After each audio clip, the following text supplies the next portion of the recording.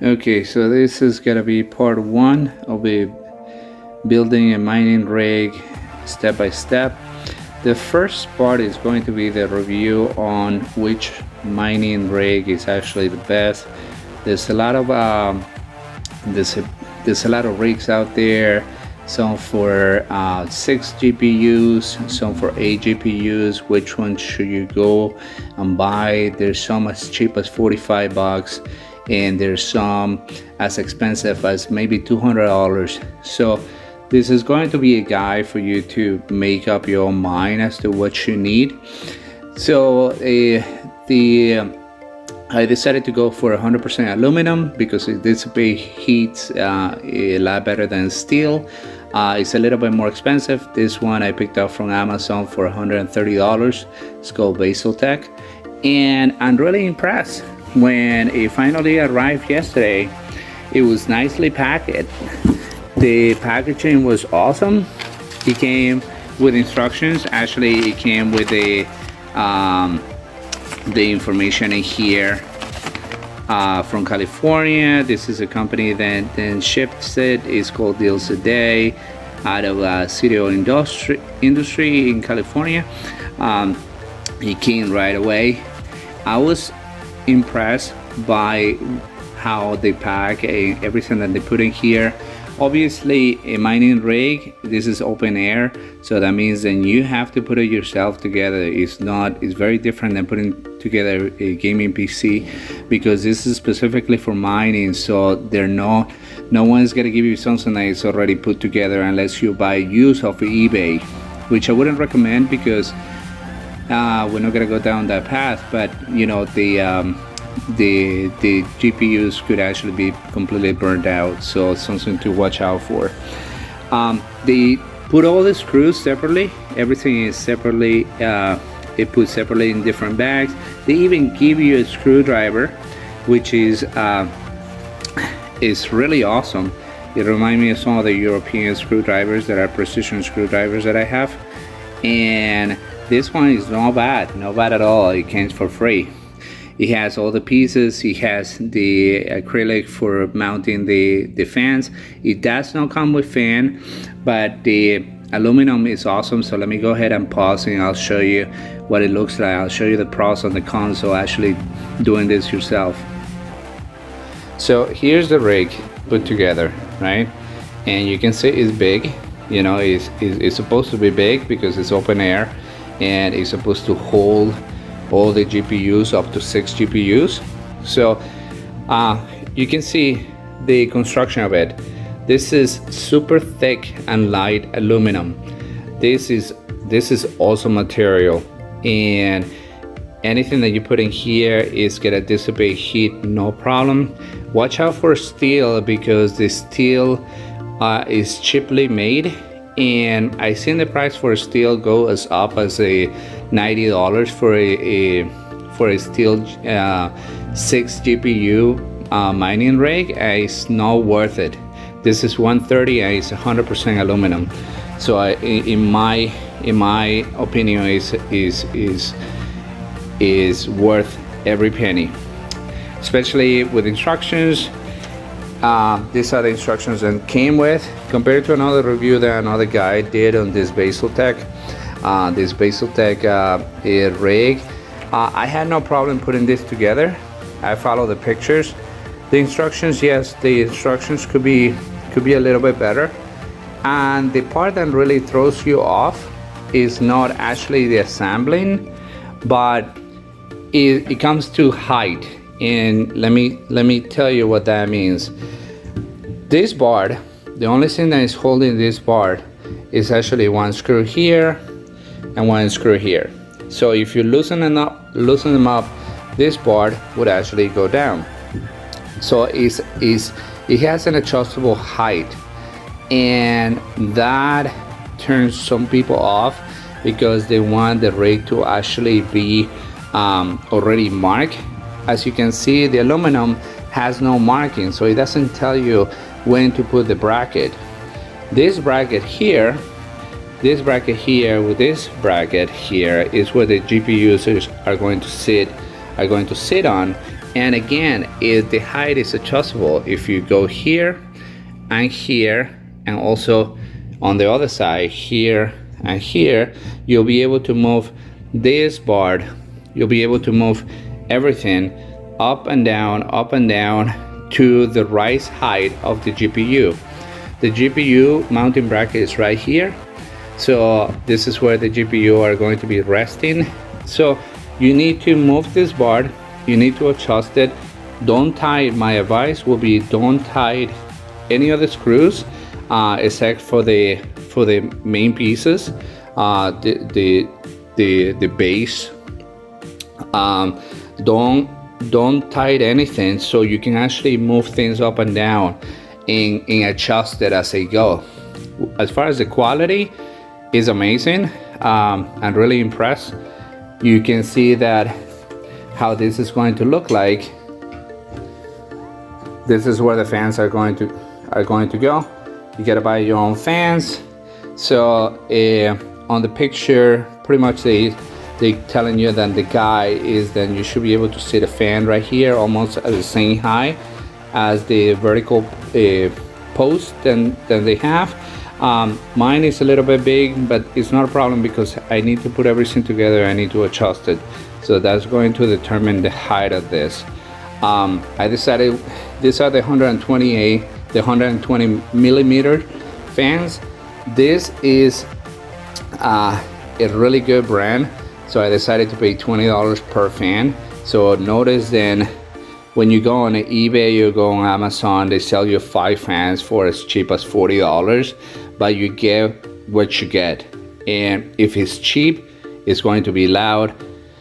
People care about the LEDs. I don't fucking care about LEDs. I don't want this to change colors. I want the heat to be dissipated. I don't want the GPUs to get hot. So for me, that's more important than actually a light show. I don't fucking care about that. So I went with the best of the best. These fans, they're 120 millimeters, and you can mine. This is 4 pins. One thing that I find also is that nobody tells you how to connect this. Nobody tells you online. They already show you how they're putting everything, and on a video they show you everything, but they don't show you how to connect the fans, where the fans go on the motherboard, how you do the daisy chain on the fans. So let's go over that, and let me show you also. Let me introduce the motherboard to you guys too. So one thing that I found on Amazon for $5 is this 4-pin hub for fans for $5. I can actually connect 5 fans here, and then connect this plug to a single port on the motherboard. What they tell you is never connect more than 2, maybe top 3 fans. Daisy chain them onto a single port on the motherboard because it draws a lot of power onto the motherboard. In this case, I'm not planning on having more than 2 GPUs, so this is going to be enough for me. GPUs are extremely expensive right now. The one that I got was the Radeon 6700 RT, and those cards aren't cheap. They're 12 gigabyte GPUs, and they run about for $1,400. So imagine trying to build a rig where it actually has six GPUs. That's gonna break the bank. So basically, this is going to be, I'm going to start with 1 GPU, then I'm gonna see how much I get paid, and I'm gonna go on and move on from there to my second GPU as I get paid and move forward. What I did decided to do is not to go cheap on the rig, on the fans, on the gaming motherboard that I got, which is the GIGABYTE 570 AORUS Ultra. This motherboard is awesome, and I wanted everything to be PCI Express 4.0. It's very important that you know how these boards are. So it comes with, out of the gate, these 2 super heavy duty PCI Express 4.0 boards. PCI Express 4.0 1-on-1. This bus is 32 gigabytes per second. It has a capacity of 32 gigabytes per second. If you have a single GPU. Now, if you were to put a second GPU, then the speed on this bus will actually drop to half. So this will be 15 and this will be 15. So, and if you use the 3.0, then obviously, you know, it will continue to go as slow as this was getting in speed of about 8 gigabytes per second. Why is that important? Because I see a lot of people buying and building these fucking GPUs, these mining rigs, and they don't know what they're doing, and they go and they buy those fucking PCI risers. The PCI risers actually takes a 32 gigabyte per second bus and it converts it to USB.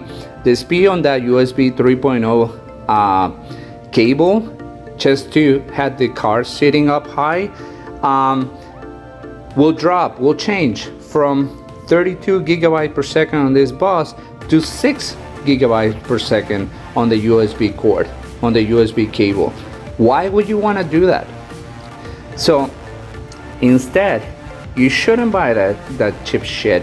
You want to be able to use the bus to the maximum. You want to be able to use the maximum speed on the card. So don't go cheap, because you get what you get. It's all about the hash rate and being able to process more transactions and to have a high hash rate, so they can actually give you more transactions for you to process. So instead, let me show you what I did instead. Okay, this is a PCIe 4.0 extension cable. It doesn't require any additional power. It has the locking mechanism in here, the locking tab, than you have in the USB risers.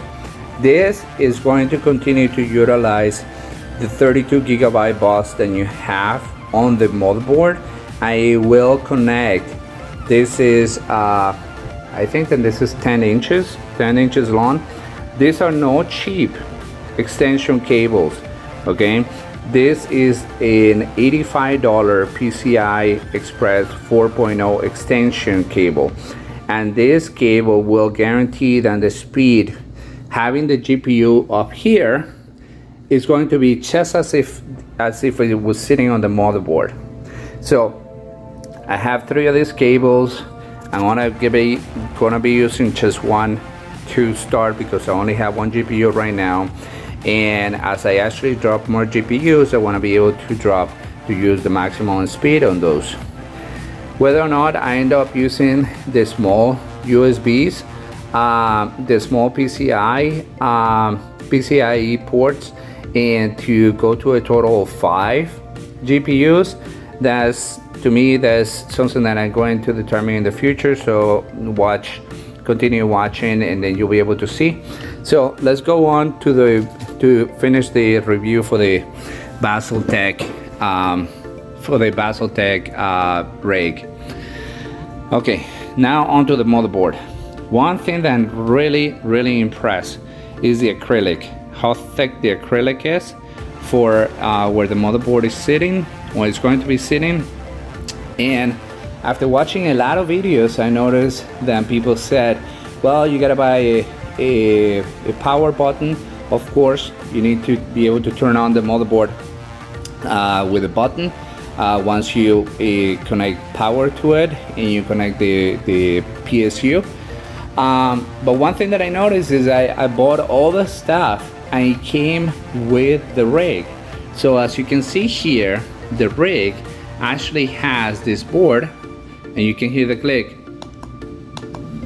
And what happens is, underneath they have a very small circuit here with a wire that plugs all the way here. Everything is included. Everything is included with the rig, as you can see here. So it has my power button, it has my reset button, all I have to do is press. It's very nicely done. I love how they did it. You don't have to get up your rig the way that you see it on YouTube, where guys buy a $1 power button and then they tie it to the side of the rig in order to power it on. This is very nicely done. It's part of the board. So when you drop your motherboard, all you gotta do is make sure that you put the cable under the motherboard and then pull it out at the other end, so the cable is not just in the way. So this was very nicely done. The motherboard goes right here, sits right here. I haven't tied it, so you can see that these bars are adjustable. I'm going to be able to move them on this side. You gotta be able to put the power supply. What I did is I went with EVGA, the 1000G plus, excellent ratings. It has the gold plating and it's expensive. It's about $350 and it goes only up to 1,000 watts, but it's well worth it. It's heavy duty. You don't want to be swapping power supplies 3 months from now. This is something that is going to be on 24/7, mining and making you money. So don't go cheap on these components. That's the reason why I decided to go with the 570 AORUS Ultra. It's the best gaming motherboard that is in the market right now.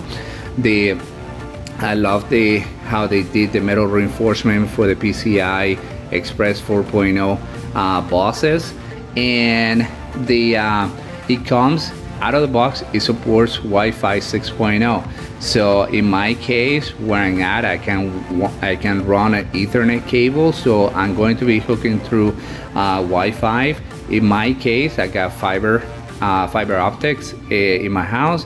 So my speed is about 900 megabits per second. So it's extremely fast. And other people might have, you know, it's a slower connection. They might have to connect through cable, but that's not the case. In my case, this is my second rig, so I decided to make sure that this is open air and this is nice, and it's all about the hash rate. So I'm gonna do another video on part 2. You'll be able to see we gotta install the operating system. We're gonna go with Hive OS. I'm gonna tell you the pluses and the minuses, the pros and cons of every single software that is out there that I tested. Some of them actually burned me. Some of them ended up being malware. So I'll give you all this information on part 2 when we install the software. Now, onto the motherboard, things that they don't really tell you when you're putting this together. These stud risers for the motherboard, they give you plenty of screws, so you can screw them on the other side of the board, okay? And then after you screw them on the other side of the board, then they start standing. Now when you screw from the top, you have something to screw on. So the screws, the board is acrylic, so it doesn't have the studs that already have the screws built in that are part of it. Instead, what they give you is a screw, so you can put the screw through the bottom, okay, and then secure the stud through the top, locked it in. Then what I did is I put my motherboard first over the acrylic, and I check which holes line up with the holes on the motherboard. So when I actually put the studs, I only put the studs that I needed, not every single one that was there. So I got some extra ones that were left that I didn't need. So you can see in here that I have 1, 2, 3, 4, 5, 6, 7, 8 in total that are securing the motherboard onto the acrylic. Then I can actually mount the acrylic onto the rig, and I know that it's nicely secure. That's one thing. The other thing that they don't tell you about this is, please watch the videos on the installation and read the guide that comes with your motherboard. In this case, the GIGABYTE puts a lot of plastic everywhere on this board, and some is visible, but on the M2s, if you were to have a solid state hard drive, they give you 3 ports for that, 3 M2 ports. And what happens is they have wrapped them with plastic underneath. So you actually have to come and you need to unscrew them, just simply to flip them, remove the blue plastic it has underneath, so you don't actually start a fire when you're passing power to the motherboard and the motherboard gets hot. You don't want any burnt plastic or smells on the board. I watch a lot of videos. I got some really good information from guys that had this board, and then based on that I was able to move forward. Let me go to part 2 and then I'll show you how to install the rest of the rig.